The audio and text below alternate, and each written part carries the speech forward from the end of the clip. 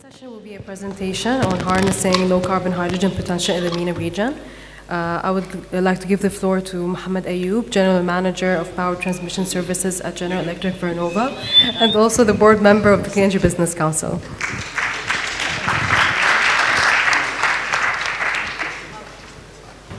Good afternoon, everyone. So, first of all, thanks, Amira, and it has been really a pleasure watching all of the panels that has been presented so far.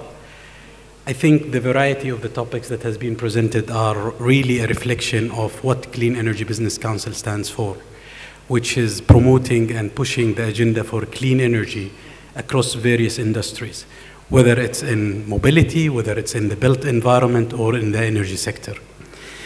Today, I'm really pleased to present to you a white paper that has been presented or has been prepared by Clean Energy Business Council.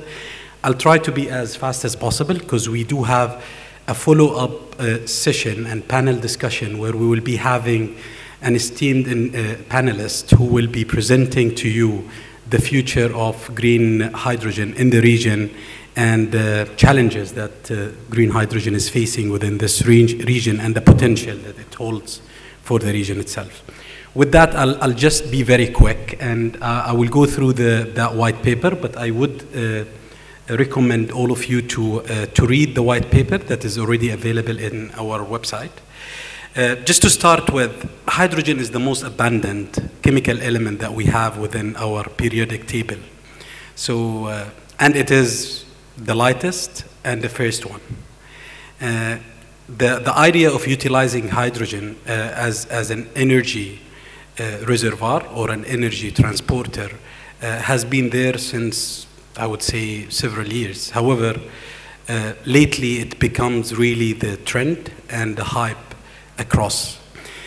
Looking at what we have today, the mechanisms that are deployed in producing hydrogen are largely depending on fossil fuel, with almost 96% of the hydrogen produced are coming from fossil fuel sources, whether it is steam methane reforming or what they call SMR, or coming from the oil and coal gasification, with a very small percentage coming from renewables. And I think one of the most ambitious projects that we are seeing today in our region is the green hydrogen project of NEOM, where it really kind of changed the dynamic around the production of hydrogen globally. So just to talk about the usage of the hydrogen, today the majority of the usage of hydrogen is happening within the chemical processes. There are thoughts about utilizing hydrogen as part of the energy security. So basically, you produce hydrogen from renewables and then you reproduce electricity in order to serve your base load. However, commercially, this is not a viable option as per the study that has been done at Clean Energy Business Council.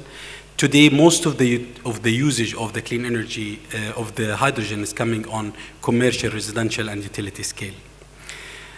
So green hydrogen and blue hydrogen to be utilized in the power generation has been, I would say, put on question. However, it is not yet commercially viable to utilize hydrogen as a way of producing electricity yet.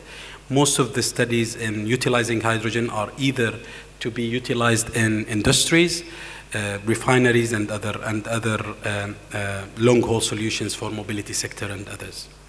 Okay, so talking about the cost analysis and where are we today in hydrogen, I think this is really a good study that shows the reduction of the cost overall between 2014 to 2019, regardless of the electrolyzer technology that we're using, whether it's alkane or a proton exchange membrane.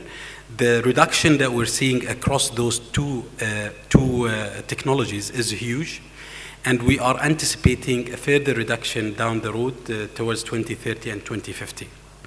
So as you could see that the cost of electrolyzers are dropping from $2 per watt to 1.2 per watt on the alkyne, and a similar reduction of almost 50% when it comes to proton exchange membrane. To just give it a sense of where we stand today between the green hydrogen and the blue hydrogen, which is basically utilizing fossil fuel as a source of hydrogen.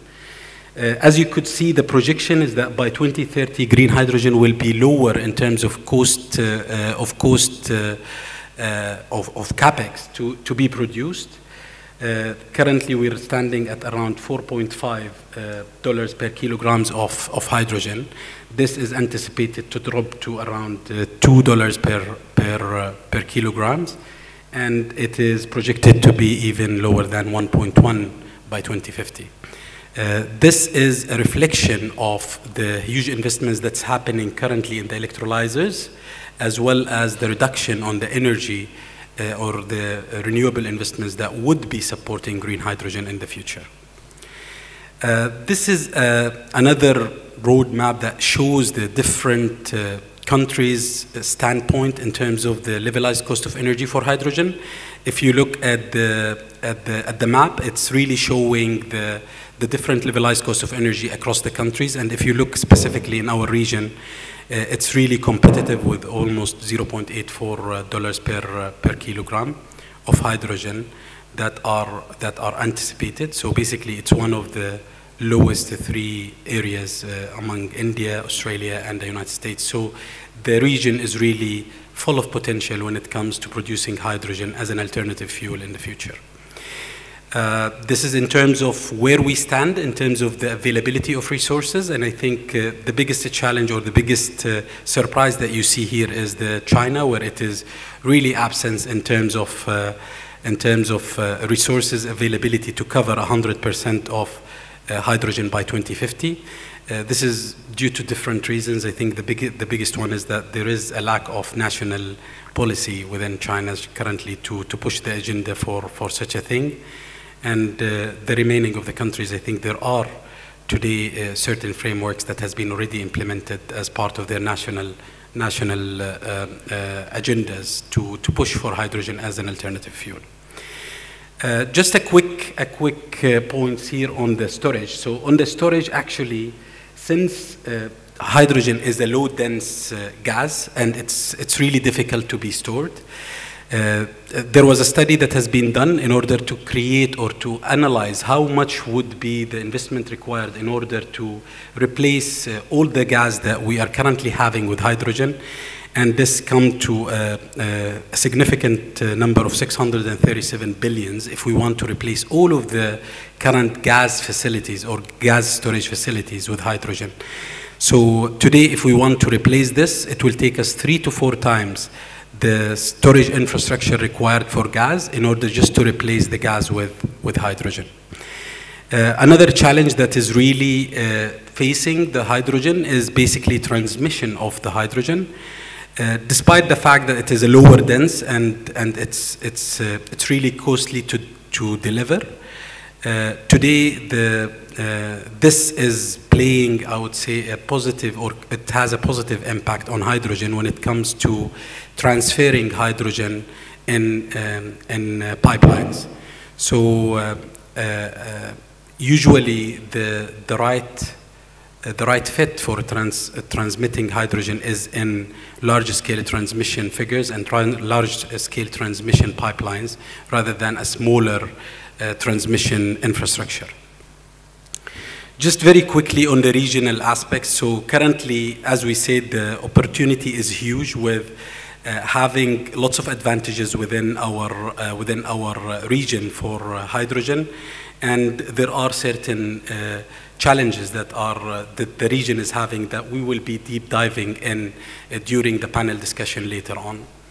This is just like a graph that shows the amount of initiatives and projects that we're having between 2020 and 2021.